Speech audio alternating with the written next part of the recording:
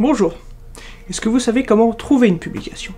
Est-ce que vous savez comment la lire? Et est-ce que vous savez combien ça coûte? Eh bien aujourd'hui, on va voir comment tout ça se passe. Déjà aujourd'hui, on va voir comment on trouve une publication. Vous m'entendez souvent parler de publications, les mettre en commentaire ou même en insert au niveau de la vidéo, mais comment vous en trouvez?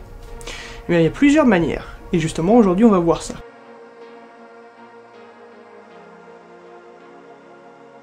La première, elle est très simple, et c'est Internet. Et oui, parce qu'Internet, ça ne sert pas qu'aux mèmes ou aux vidéos YouTube. Internet, vous pouvez trouver des infos dessus. Et je parle pas des infos complotistes, des extraterrestres qui auraient inventé les pyramides, ou de je sais pas quelle théorie du complot encore farfelue. Là, je vous parle d'utiliser Google, ou DuckDuckGo, ou Firefox, ou n'importe quoi, pour trouver des infos. Alors, une des premières étapes, c'est très simple. Vous cherchez par exemple des informations sur les méthanogènes ou sur les bactéries. Vous tapez bactéries dans votre barre de recherche, vous pouvez même taper bactéries overview, et vous allez tomber sur une liste de sites. Bon là, rien d'inhabituel. Et là, vous allez aller vers un site que vous connaissez sûrement, Wikipédia. Comment ça, Wikipédia? Bah oui, Wikipédia, vous avez toutes les informations que vous voulez. Il faut juste savoir où les trouver. Vous pouvez par exemple rechercher dans les articles Wikipédia les informations que vous recherchez. Vous allez avoir des généralités sur les bactéries, sur ce que c'est, patati patata. Et à côté de chaque information, vous allez avoir un numéro. Et c'est là que ça va justement être intéressant de regarder. Vous allez regarder en bas, dans la bibliographie ou les liens annexes, et vous allez voir qu'à chaque information correspond une publication. Et c'est justement cette publication que vous allez regarder, que vous allez prendre en compte. Et justement, on verra plus tard comment on travaille avec ça, avec cette petite citation que vous avez. Mais jusqu'à présent, retenez que Wikipédia peut vous servir à trouver des infos. Maintenant, vous avez le nom de votre publication avec les premiers auteurs, le titre, la page du magazine dans lequel ça a été publié, le magazine dans lequel ça a été publié, et le DOI. Alors le DOI, c'est un code barre. Ça vous permet de repérer votre publication. Quand vous faites une recherche avec une publication bien précise en tête, c'est important de taper le DOI, parce que c'est ce code barre qui va vous donner directement l'article que vous recherchez. Et une fois que vous avez ça, vous avez deux choix. Soit vous copiez-collez brut toute la citation Wikipédia, donc c'est-à-dire les auteurs, le nom, le DOI, et vous recherchez dans Google, et vous allez tomber plus ou moins sur l'article que vous recherchez. Une autre façon de faire, c'est d'aller sur un site qui s'appelle NCBI. NCBI, The National Center for Bioinformatics Information. Et c'est un site vachement pratique. Vous allez voir, il y a plusieurs onglets. Ce que vous pouvez faire déjà, c'est copier juste le nom de votre publication et aller dans l'onglet PubMed qui se situera juste à côté. Je vais vous mettre des petits inserts, comme ça vous ne serez pas perdu. Et à partir de ce moment-là, vous tapez Entrée et vous allez avoir les sorties de votre publication. NCBI, c'est vachement pratique pour les chercheurs parce que justement, c'est un condensé des articles scientifiques. C'est une bibliothèque entièrement d'articles scientifiques. Plutôt que d'aller taper le nom sur n'importe quel moteur de recherche, vous allez sur NCBI, vous rentrez l'onglet PubMed, et hop, vous êtes lancé. Vous pouvez également faire ça, des recherches par nom d'auteur, ou par sujet. Et selon le nombre de sorties, vous allez avoir un nombre de publications plus ou moins important. Donc là, on a vu Wikipédia. On a vu ce qui est ouvert un peu à tout le monde, et la première source d'information que les gens vont aller chercher. On a également vu NCBI, qui est un peu plus technique. Mais imaginez s'il y avait des chercheurs qui avaient un compte Facebook, mais avec un Facebook entièrement composé de chercheurs. Et bien ça existe, et ça s'appelle ResearchGate. Alors, ResearchGate, c'est Facebook, mais pour chercheurs. Et là, ça devient vraiment intéressant.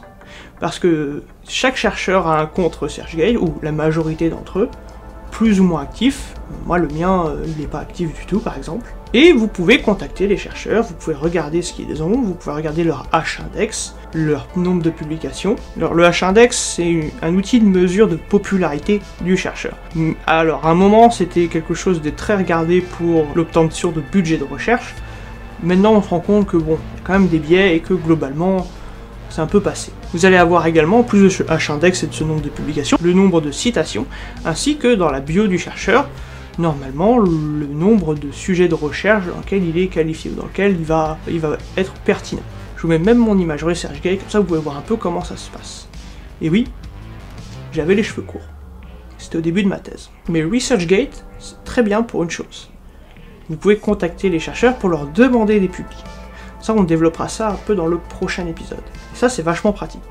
Parce que ça va vous permettre d'éviter un des problèmes que l'on verra dans le prochain épisode. Mais du coup, allez, admettons, vous n'avez pas envie d'aller chercher sur Google, vous n'avez pas envie non plus de rechercher sur Wikipédia. Qu'est-ce que vous pouvez faire?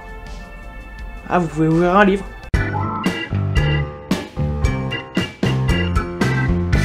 Et oui, vous allez dans une bibliothèque, et avec un peu de chance, ils ont une section scientifique, ou même une bibliothèque universitaire, où là, vous n'avez que des articles scientifiques. Et vous pouvez avoir des revues scientifiques, dans lesquelles sont publiés les articles, ou vous pouvez avoir des énormes manuels, tels que le Brock, par exemple, dont je me sers souvent pour les épisodes.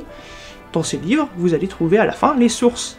Et c'est dans ces sources que vous pouvez regarder les différentes sources qui ont été utilisées, que vous pouvez utiliser pour trouver l'article qui vous intéresse. S'il y a une idée ou un concept dont vous avez besoin de preuves pour l'étayer, vous avez normalement la citation, et ensuite, vous avez la source. Donc voilà, un nouveau modèle de comment obtenir plus de publications. Ou du moins, comment les trouver. Mais il y a aussi d'autres manières de trouver. Par exemple, eh bien on a parlé de Google. Donc voyons ce que vaut Google Scholar. C'est un outil un peu comme PubMed qui va vous permettre de trouver les publications dont vous avez besoin, en cherchant sur Google. C'est un peu le même principe. Moi je l'utilise un peu moins, chacun ses techniques. Vous avez également d'autres moyens de faire ça. Si l'anglais n'est pas votre point fort, vous avez par exemple le site thèse.fr, qui regroupe les thèses en ligne. Vous avez également le site HAL. Ces deux sites regroupent les thèses qui ont été publiées en France, dans des universités françaises, et vous aurez donc, eh bien, la version française, d'un sujet d'étude, qu'un étudiant, ou plutôt un thésard, donc un professionnel, aura travaillé dessus pendant au moins 3 ans, voire 4 ans, peut-être même 5 ans. Bref, c'est un peu compliqué. Et justement, vous aurez accès à ça, et vous aurez les sources, et vous aurez en plus, eh bien, un décortiquage en langue française de ces articles.